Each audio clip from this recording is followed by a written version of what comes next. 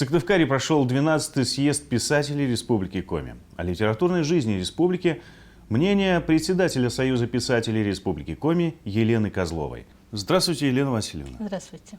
Я вас поздравляю, вы снова избраны председателем правления. Все-таки Спасибо. повод собраться на 10-м съезде, какая тема? Это был очередной отчетно-перевыборный съезд. Председатель и члены правления отчитывались перед членами писателей. Но больше, конечно, это не отчет, а как бы разговор о литературе. Потому что за 5 лет есть какие-то успехи, есть какие-то промахи управления и у председателя. И как бы это новый отсчет времени для работы, для дальнейшей работы. Вот для дальнейшей работы какие вы все-таки принципы выбрали для себя? В чем нужно глубже копать, как говорится? Во-первых, я работаю в Союзе писателей очень давно. Знаю все уже и традиции, и хорошие стороны, и трудности, и проблемы, и писателей, и всей писательской организации. И поэтому мы в своей работе стараемся, конечно, больше придерживаться тех традиций, у которых есть какое-то продолжение, доброе продолжение. И стараемся в своей работе придерживаться этих традиций. Но жизнь носит новые какие-то коррективы, мы также не отстаем от жизни и стараемся также идти ногу со временем. Вот у вас в Союзе все-таки есть и коми-писатели, и русские писатели. Вот как они между собой уживаются? Да, мне кажется, что у нас в республике очень доброжелательные отношения у коми и русских писателей. Они часто переводят друг друга. Коми-писатели переводят русских писателей на коми-язык, русские писатели переводят коми-писателей на русский язык. И это такой доброжелательный, нормальный процесс литературный в нашей республике. У нас нет никаких трений, потому что литература у нас и на коми-языке, и на русском языке очень сильная литература в республике создается. И друг к другу отношение тоже такое уважительное, доброжелательное. Ага. Как развивается переводческая сейчас деятельность? Переводческая деятельность обратились очень многие писатели и переводят не только на русский язык наших писателей, но и на языки народов, финно-угорских народов России и на финно-угорские языки стран Венгрии, Эстонии, Финляндии. И этот процесс идет тоже очень активно. Интересующихся литературой, и как коми-литературой, так и другими финно-угорскими литературами очень много людей.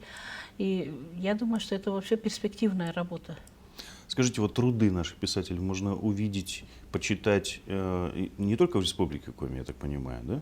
Можно и за пределами? Да, особенно издает очень много литературы, издает Эстония.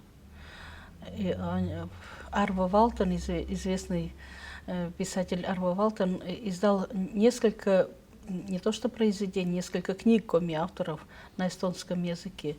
Также на венгерский язык переводят, на норвежский язык перевели Елену Габову. Очень много переводят на другие. Кстати, Арво Валтон, президент Ассоциации финно-угорских литератур, отмечал, что у коми-поэзии женское лицо. Это на самом деле так? Мне кажется, что Арво Валтон сам больше любит женскую поэзию. А у нас есть То есть он ведущие, поэтому и отметил, да? Да, поэтому он так сказал. А ведущими поэтами, конечно, у нас являются мужчины. И вообще в литературе больше все-таки мужчин, они являются ведущими. Возвращаясь к съезду, чем недовольны наши писатели? Съезд прошел так в доброжелательной обстановке, и сказать, что они чем-то очень недовольны, такого, наверное, нет. Просто есть проблемы перед писательской организацией, перед писателями. Это, конечно, книгоиздание. Хотелось бы нам улучшить книгоиздание, больше книг, чтобы было. И это желание каждого писателя естественно, потому что пишет человек, и ему хочется, чтобы его читали. И он пишет ведь не для себя все-таки, а для людей. И эта проблема книгоиздания, конечно, у нас остается пока в республике. Но я думаю, что мы встречались с главой Республики Коми, он был на съезде писателей, он понимает наши проблемы. И я думаю, что все-таки все-таки можно надеяться на улучшение. И я думаю, что проблема решится. Может, ну не в этом году уже, естественно, в будущем году она будет решаться. Многие прогнозируют, что в ближайшее будущее все-таки интернет заменит печатные издания.